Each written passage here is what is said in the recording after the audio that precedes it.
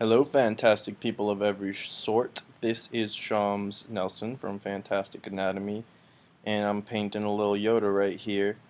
And I've really made a breakthrough in this painting, so I thought I would just make a quick recording while I keep working on it and share with you some of the things that have helped me make a little breakthrough in my art.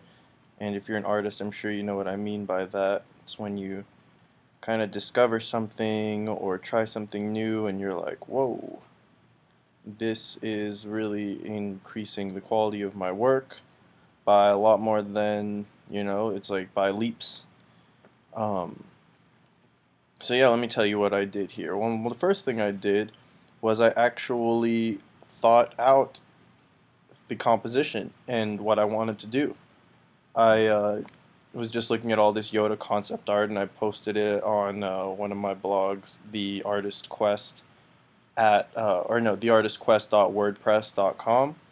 And so I just posted a lot of Yoda concept art and I was like, you know what, let me do a little Yoda, that'd be fun. Um, and usually I'll just jump right in and without thinking about it too much and just start drawing. But instead, I think I was taking a shower and I was thinking, okay, how do I want to do this? Like, how can I really, what's it called, represent Yoda well and everything like that.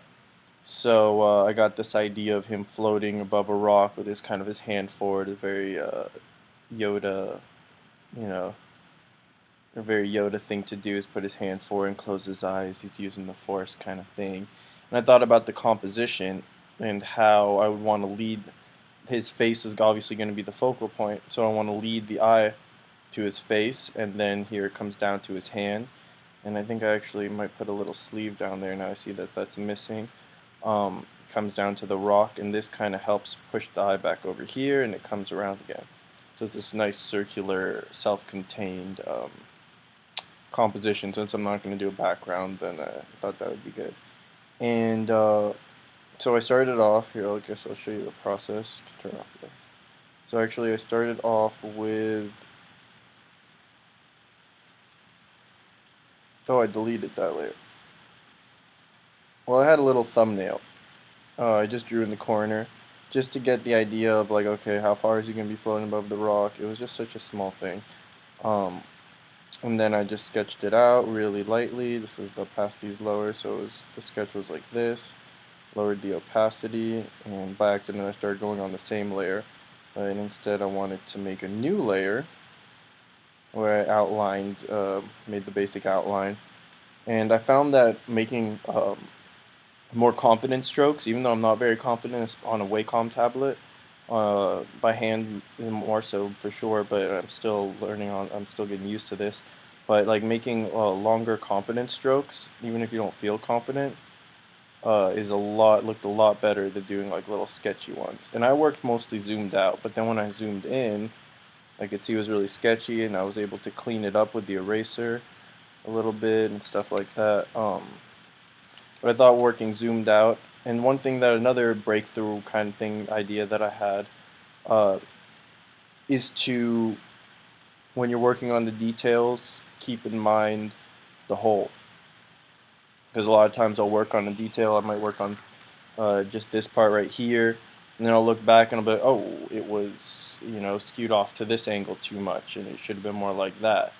And then I'll just start over. Actually, I know you can grab the Marquee Tool and you can like grab it and like transform it and move it around how you want. Oops.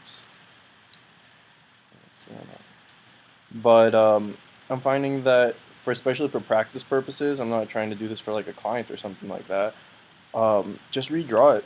If you can't draw it again, if you've done it, oh, I did that really well. I don't know if I'll be able to redraw it again. Well, then you got a problem. Um, you should be able to draw it 100 times, and each time it should be better than the last, not worse. And this is actually the old line drawing I did.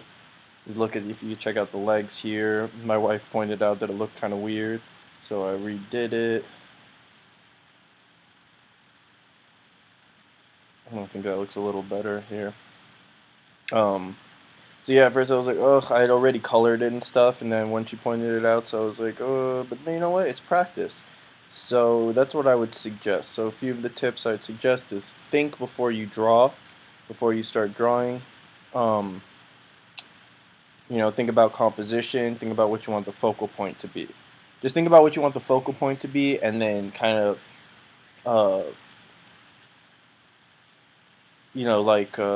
everything else should work towards that. So I want his face to be the focal point. I'm still not happy. I think I'm gonna add a little more value to make his face pop a little more, but it's not bad. Um, So think about what you want the focal point to be. Think about just what you want, what you're going to do before you do it. Trust me, it'll make your work much better. I don't like to do this. I like to just jump in because I like drawing and have fun, see where it goes. But 9 times out of 10, I don't have a great composition. I don't have a great piece of work. I'm not dedicated to finishing it. So I would suggest that you give it a little thought before you jump in, and or a lot of thought depending on what you're trying to get accomplished. Another tip would be to, well, I haven't mentioned this, but I've been working in just 2 layers basically. I have this line layer here, and I have the color layer here. Um, it's usually, oftentimes I want to make a million layers for color, and so that I can like tweak every color I want and everything like that. I mean, if you're an advanced Photoshop guy, you know what you're doing. Okay, do what you got to do. But if you're just learning like one layer, color layer, and I just like to keep the opacity of my brush at 100%, and just 3 values. So here you can see the 3 values I'm using right there. 1, 2, 3. All right. There's a darker. Is that darker a little bit? Maybe a little bit. Sometimes there's a 4th value, but no, actually I think it's just 3. Um, just to keep it simple, just to keep your eye thinking, okay, where's the shadow, where's the light? My light source is coming from this direction up here. That's how I have it set up. Um, so where's the light, where's the shadow? Just kind of lay it out like that. If I wanted to go in later more and just really finish it off and do all the extra work, then yeah, I could do that for sure.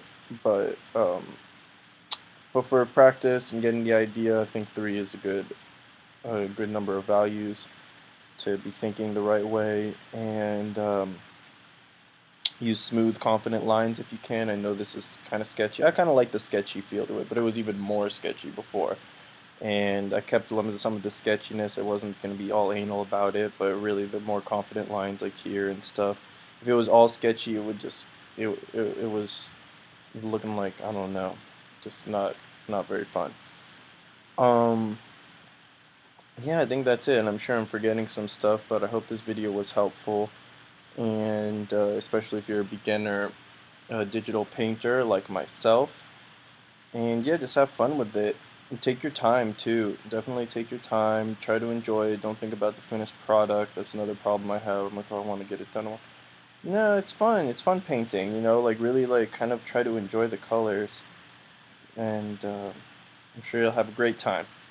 So in the future, I'll do a more, like kind of like a fast-forwarded painting thing to show the technique, because this is a very simple technique. And I find when I'm looking at digital painting tutorials, a lot of them are like more advanced that I'm ready to jump into. But I think that the way that I'm doing stuff here is great for people who, have a background in drawing or even are just getting started and want to test the waters for digital painting but don't know where to begin. So yeah, I hope this tutorial has been helpful, and I wish you all the best. Stay fantastic, everyone.